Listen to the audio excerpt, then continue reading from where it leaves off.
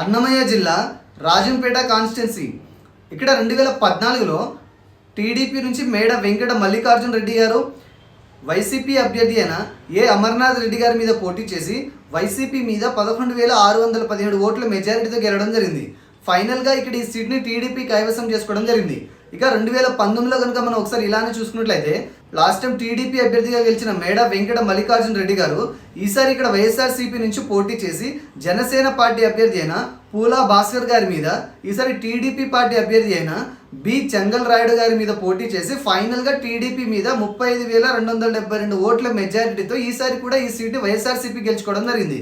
ఇక ఈ 2024 ప్రస్తుత పరిస్థితిని మనం చూసినట్లయితే ఈసారి టీడీపీ, జనసేన, బీజేపీ కూటమి అభ్యర్థిగా టీడీపీ నుంచి సుగవాసి సుబ్రహ్మణ్యం గారు పోటీ చేయడం జరుగుతుంది. ఇక వైఎస్ఆర్సీపీ నుంచి ఈసారి ఏ అమర్నాథ్ రెడ్డి గారు ఇక్కడ పోటీ చేయడం జరుగుతుంది. ఈసారి వీరిద్దరి మధ్య జరిగే హోరాహోరీ పోరులో ఏ అభ్యర్థి గెలుస్తారో తెలుసుకోవాలంటే మనం ఒకసారి 2019లో టీడీపీ, జనసేన, వైసీపీకి పోలైన ఓట్ల సంఖ్యను మనం క్షుణ్ణంగా గమనిస్తే మనకు ఒక అంచనా వస్తుంది.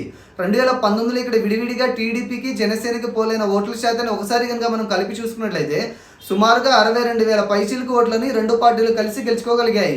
ఇక్కడ వైసీపీకి 95,000 పైచీలకు ఓట్లు రావడం జరిగింది.